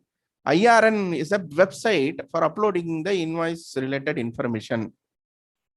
இது செப்பரேட்டா நம்ம கவர்மெண்ட் மெயின்டைன் பண்ணுது. அதுல போய் இன்ஃபர்மேஷன்ஸ் அனுப்பி இந்த இன்வாய்ஸ் போர்ட்டல்ல இருந்து இன்ஃபர்மேஷன் போய் IRN நம்பர் ஜென்ரேட் ஆகுது. அதே போல டேலி மாதிரியே GSP சாஃப்ட்வேர்கள் மூலமாக IRNக்கு இன்ஃபர்மேஷன் அனுப்பி IRN நம்பர் ஜென்ரேட் பண்றோம். Is there any fixed position prescribed by department to print? கிடையாது. இதோ நான் சொல்லிட்டேன், எங்க வேணாலும் பிரிண்ட் பண்ணிக்கலாம். QR code, quick response code. What is the maximum number of line items? இது 1000 கொடுக்கப்பட்டுள்ளது இப்போதைக்கு. அது பிறகு வரும் காலத்தில் இன்க்ரீஸ் செய்யலாம் என்று எதிர்பார்க்கலாம். Do I need to print invoice reference number, IRN and the invoice? QR code தான் அவசியமே தவிர IRN கட்டாயமாக பதிவிடணும்னு அவசியம் இல்லை. Okay, anyway IRN is embedded in QR கோடுன்னு சொல்றாங்க. அது QR கோட்லயே அந்த IRN உள்ளே சேர்க்கப்பட்டுள்ளது. Identify if your vendor need to be invoice compliant. எதற்காக இன்வாய்ஸ் என்றால், இந்த QR கோட் ஸ்கேன் பண்ணுவதன் மூலமாக என்னுடைய சப்ளையர் சார்ந்த விவரங்கள்லாம் எனக்கு கிடைக்கும். Verify the invoice reference number and quick response code on invoices. இது நம்ம கிராஸ் வெரிஃபிகேஷனுக்குன்னு வச்சுக்கலாம். Impact on the taxpayer. அவருக்கு high level integration between taxpayer ERP software. அது முக்கியமா இன்புட் கிரெடிட் எடுப்பதற்கு நமக்கு டைரக்டா நமக்கு உட்காந்துரும், பிரச்சனை இல்லாம. requires immediate attention from business process update standpoint. Okay, invoice exceptions எப்படி ஹேண்டில் பண்றது? What happens if I do not generate invoice? நான் இன்வாய்ஸ் ஜென்ரேட் பண்ணலன்னா என்ன? இது எல்லார்கிட்டயும் கேள்வி ஒன்று இருக்குது. இப்ப எல்லாரும் ரொம்ப லெத்தாஜிக்கா இருக்கிறாங்க. ஆனா இது மிகப்பெரிய கான்சிக்வன்சஸ் உள்ளடக்கியது. இன்வாய்ஸ் நீங்க பதிவிடலைன்னா அந்த இன்வாய்ஸையே நீங்க போடல அப்படின்ற மாதிரி. இப்போ இன்வாய்ஸ் இல்ல, ஒரு இன்வாய்ஸ் இல்லாம நீங்க பதிவிடுறீங்கன்னா அதுக்கான பெனல்ட்டினா, non issuance of invoice attracts penalty of 100% of tax due on that invoice or 10,000 rupees whichever is higher. அந்த பில்லில் நீங்கள் குறிப்பிட்டிருக்கும் வரி உடைய அளவு அல்லது 10,000 ரூபாய் எது அதிகமோ அந்த அளவுக்கு உங்களுக்கு பெனல்ட்டி போடுவதற்கான சாத்தியக்கூறுகள் இருக்கு. அது மட்டும் இல்லாமல் இன்கரெக்ட் இன்வாய்சிங்காக பதிவிடப்படும் 25,000 ரூபாய், இன்கரெக்ட் இன்வாய்சிங்காக நமக்கு விதிக்கப்படும் அபராத தொகையான 25,000 ரூபாய்க்கான அபராதத்திற்கும் உள்ளாவதற்கான அனைத்து சாத்தியக்கூறுகளும் உள்ளன. So it is not an easy joke of getting stay away or delaying the process of e-invoicing. E-invoice பதிவிடுவது நாம எஸ்கேப் பண்றது அவ்வளவு சர்வசாதாரணமான விஷயம் கிடையாது. How can I modify an invoice? IRP modify செய்ய முடியவே முடியாது. அது 24 மணி நேரத்துல கேன்சல் ஒன்னா பண்ணலாமே தவிர IRN ஜென்ரேட் பண்ணதை கேன்சலே பண்ண முடியாது, மாடிஃபையே பண்ண முடியாது. இது என்ன பெரிய இடிகுண்டா இருக்கு? ஆமாம், கட்டாயமாக IRN ஜென்ரேட் ஆயிடுச்சுன்னா அந்த இன்வாய்ஸை மாடிஃபையே பண்ண முடியாது. அடுத்தது, what do I do after uploading an incorrect இன்வாய்ஸ்னா கேன்சல் பண்ணுங்க. 24 மணி நேரத்துக்குள்ள அந்த IRN கேன்சல் பண்ணிடலாம். பண்ணிட்டு புதுசா IRN ஜென்ரேட் பண்ணலாம். இன்வாய்ஸ் கரெக்ட் பண்ணிட்டு அப்புறமா அதே இன்வாய்ஸ் நம்பருக்கு பண்ணலாம். ஆனா 24 மணி நேரம் போயிருச்சுன்னா அந்த 24 மணி நேரமும் நம்ம இவே பில் போல அந்த நெக்ஸ்ட் டே மிட்-நைட் வரைக்கும் அந்த டைம் சொல்றாங்க. அதனால 1 டேன்றது நெக்ஸ்ட் டே மிட்-நைட் வரைக்கும் அது குறிப்பிடும். An invoice raised as business to consumer, later consumer provides GST-ன்னா அமெண்ட் பண்ணி B2B மாத்திட்டு இன்வாய்ஸ் போடலாம்னா முடியாது. அது no option to modify the older invoices. What is my supplier is liable to issue an invoice but issues normally without IRN number. ITC would not be eligible in the hands of the recipient. உங்களுடைய supplier invoice கம்ப்ளைண்டா இருந்தாரு, invoice போடாம உங்களுக்கு கொடுத்துட்டாருன்னா ITC உங்களுக்கு eligible ஆகிறதுக்கு கஷ்டம். I have transacted in the last month and forget to upload the invoice. Can I generate an invoice this month? ஆனா இப்போதைக்கு இதுக்கான ரெஸ்ட்ரிக்ஷன் எதுவும் இல்ல. நார்மலா T plus before movement of goods வந்து இ இன்வாய்ஸ் போட்டு இருக்கணும்.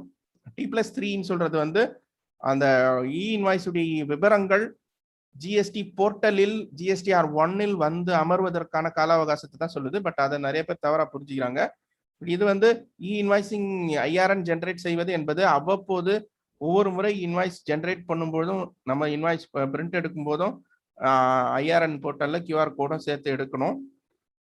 இப்போதைக்கு என்ன நடக்குதுன்னா எல்லாரும் போஸ்ட்மார்ட்டம் ஒர்க் மாதிரி தான் பண்ணிட்டு இருக்காங்க. பில்லெல்லாம் அனுப்பிடுறாங்க. அப்புறமா ஒரு வாரம் 10 நாள் கழிச்சு இன்வாய்ஸ் போடுறாங்க. அது எந்த நாள் வரைக்கும் அகைன் இது எந்த தருவாயிலும் அரசாங்கம் நீங்க இ இன்வாய்ஸ் போடல அப்படின்னு சொல்லிட்டு இடையில உங்களுக்கு கேள்வி கேட்பதற்கான எல்லா சாத்தியக்கூறுகளும் இருக்கு. நான் சொன்னது போல இது இ இன்வாய்ஸ் நான் ஜென்ரேட் பண்ணலன்னா அது இன்வாய்ஸே போடல அப்படின்ற மாதிரியான கான்சிக்வன்சஸை நமக்கு கொடுத்து விடும். டெக்னாலஜி தான் இதுல ரொம்ப முக்கியமா இருக்கு. நான் குவிக்கா இப்போ எப்படி டேலி ERP வந்து இ இன்வாய்ஸ் ஜென்ரேட் ஆகுதுன்றது ஒரு ஷார்ட் பிரசன்டேஷன் இங்க இருக்கு. அதுல பாருங்க, ஒரு இன்வாய்ஸ் பதிவிடப்படுகிறது. இது நார்மலா நம்ம இன்வாய்ஸ் பதிவிடும் போது கொடுக்கும் இதர அம்சங்களை வைத்து நமக்கு இன்வாய்ஸ்கள் இ இன்வாய்ஸும் ஜென்ரேட் செய்யப்படுகிறது. இந்த இ இன்வாய்ஸ் எனேபிள் செய்வது F11 ஃபீச்சரில் இ இன்வாய்ஸ் எனேபிள் செய்து விடலாம். F11 ஃபீச்சரில் எனேபிள் செய்துவிட்டு நான் என்னுடைய இன்வாய்ஸ்களை பதிவிடும் பட்சத்தில் இங்க என்ன ஆகுதுன்னா எல்லா விவரங்களையும் இன்வாய்ஸ் சார்ந்த விவரங்கள் ப்ராடக்ட் மற்றும் டாக்ஸ் டீடைல்ஸை கொடுத்து இ invoice details bill to place மற்றும் ஷிப் டு பிளேஸையும் கொடுத்து என்டர் செய்யும் பொழுது கடைசியாக என்னிடம் இந்த கேள்வி கேட்குது, to you want to generate E invoice என்று கேட்கிறது. ஸோ டேலியிலிருந்து நேரடியாக நான் அந்த ஏபிஐ யூசரை பதிவிடுவதன் மூலமாக யூசர் ஐடி மற்றும் பாஸ்வேர்டுகளை பதிவிடுவதன் மூலமாக டேலி சாஃப்ட்வேருக்குள்ளேயே இருந்து எனக்கு ரிக்வெஸ்ட் இ இன்வாய்ஸ் போர்ட்டலுக்கு அனுப்பப்பட்டு IRN மற்றும் இதர விவரங்கள் பெறப்படுகின்றன. இ இன்வாய்ஸ் ஜென்ரேட்டட் சக்சஸ்ஃபுல்லி என்று வந்துவிட்டது. இந்த இ இன்வாய்ஸ் ஜென்ரேட்டட் சக்சஸ்ஃபுல்லியா வச்சுக்கிட்டு நான் பிரிண்ட் செய்யும் பட்சத்தில் என்னுடைய இன்வாய்ஸை பிரிண்ட் செய்யும் பட்சத்தில் எனக்கு அந்த QR கோடு மற்றும் இதர விவரங்கள் பெறப்படுகின்றன. இதுதான் டேலியிலிருந்து இ இன்வாய்ஸ் வருவதற்கான விஷயம். அடுத்து பல்க் இன்வாய்சஸ். நான் இன்வாய்ஸ் போடும்போதே தான் இதை பண்ணணுமா சார்? இப்போதைக்கு இன்வாய்ஸை சேவ் பண்ணிட்டு நோ இ இன்வாய்ஸ் ஜென்ரேட்னா நோ கொடுத்துட்டு அப்புறமா சேர்த்து மொத்தமா நான் பல்க் இன்வாய்ஸ் பண்ணலாமா? ஆமா, பல்க் அப்லோடும் பண்ணலாம். டேலியில அந்த ஆப்ஷனை கொடுத்துருக்காங்க. அது இன்வாய்சஸ் எல்லாம் போட்டு முடிச்சுட்டு கடைசியா இ இன்வாய்ஸ்ன்னு சொல்லிட்டு மெனு இருக்கு. நம்ம GST ரிப்போர்ட் மெனுல இ இன்வாய்ஸ்ன்னு இருக்கு. அந்த இ இன்வாய்ஸ்ல இங்க பாத்தீங்கன்னா இத்தனை ஹெட் இருக்கு. அதுல வந்து சென்ட் ஃபார் இ இன்வாய்சிங் இருக்கு. ஜென்ரேஷனுக்கு எது பெண்டிங்கா இருக்கு, IRN ஜென்ரேஷனுக்கு எது பெண்டிங்கா இருக்கோ அதெல்லாம் செலக்ட் செய்து மொத்தமாக IRN ஜென்ரேஷனுக்கு அனுப்பலாம். இதுதான் வந்து பல்க் இன்வாய்சிங் என்று சொல்கிறார்கள். அடுத்து ஈவே பில். இப்போ இ இன்வாய்ஸ் போடுறேன், அந்த பில்லுக்கு எனக்கு ஈவே பில்லுக்கான லிமிட் 50,000 1 லட்சம் கிராஸ் ஆயிடுச்சு. அப்ப ஈவே பில் போடணுமே, என்ன பண்றதுன்னா அது நீங்க இ இன்வாய்ஸ் ஜென்ரேட் பண்ற விஷயங்களுக்கு எல்லாத்துக்கும் ஈவே பில்லும் ஆட்டோமேட்டிக்கா ஜென்ரேட் ஆயிடும் அந்த லிமிட்டுக்கு மேல போச்சுன்னா. ஸோ நம்ம வேணுமா இ இன்வாய்ஸ் பண்ணும்போதே சொல்லலாம் ஈவே பில் இதுக்கு வேணும் அப்படின்னா ஈவே பில் போட்டுக்கலாம். இது டேலிக்குள்ள இருந்தும் இது பாசிபிளா இருக்கு. டேலிக்குள்ள இருந்து இந்த ரெண்டு விஷயத்தையும் ஒன்னாவே செய்கிறது. இ இன்வாய்ஸ் போடும்பொழுது E invoice e way bill applicable ஆகிற பட்சத்துல அந்த இ இன்வாய்ஸும் ஜென்ரேட் ஆகிறது, ஈவே பில்லும் ஜென்ரேட் செய்யப்படுகிறது. ஸோ பார்ட்டி டீடைல்ஸை கொடுக்குறேன், நான் சேல்ஸ் லெட்ஜரை செலக்ட் செய்கிறேன், ப்ராடக்ட் விவரங்களை கொடுக்குறேன், இன்வென்ட்ரி டீடைல்ஸ் எந்த குடோன்ல இருந்து எவ்வளோ குவான்டிட்டி அப்படின்ற விவரங்களை கொடுக்குறேன். அதன் பிறகு வந்து டாக்ஸேஷன் டீடைல்ஸை கொடுக்குறோம். கொடுத்த பிறகு கீழே அது 1 லட்சம் ரூபாய்க்கு மேலே சென்றதால் எனக்கு ஈவே பில் சார்ந்த டீடைல்ஸ் டேலி சாஃப்ட்வேருக்குள்ள ஈவே பில் சேர்ந்த விவரங்களை நான் இங்கே கொடுக்குறேன். சரி, இது என்னன்னா அந்த ஈவே பில்லுக்குரிய பிரிண்ட் அவுட்டோ நம்ம டேலியில இருந்தே கூட பிரிண்ட் எடுத்துக்கலாம். அன்லைக் நம்ம ஏர்லியரா வெளியில போய் ஈவே பில் போர்ட்டல்ல போய் பிரிண்ட் எடுப்போம் இல்லையா, அந்த மாதிரி இல்லாம இ இன்வாய்ஸ் அப்ளிகபிள் ஆகிற கேசஸ்க்கு மட்டும் டேலி இன்பில்ட்டா இந்த விஷயத்த கொடுத்துருக்குறாங்க. இந்த விவரமும் நமக்கு இ இன்வாய்ஸ் அப்ளிகபிள் ஆகிற கேசஸ்க்கு ஈவே பில் தேவைப்பட்டால் அந்த ஈவே பில்லையும் நாம பெற்றுக்கொள்ளலாம். ஈவே பில்லையும் இவ்வாறாக பெற்றுக்கொள்ளலாம். இவே பில்லையும் பெற்றுக்கொள்ளலாம். இங்க பாத்தீங்கன்னா விவரம் வந்து என்ன கேட்குதுன்னா அக்செப்ட் எஸ்ஆர்னோ கொடுக்கும்போது want to generate E invoice and இவே பில் என்று கேட்கிறது. ஆனா 2 விவரங்களும் இங்கே ஜென்ரேட்ஸ் ஆயிடும் அட் எ டைம். அடுத்தது ஐஆர்என் ரெஜிஸ்டர் என்று ஒன்று டேலியில் கொடுத்திருக்கிறார்கள். இது ஒரு நல்ல ஒரு வரவேற்கத்தக்க விஷயமா இருக்கு.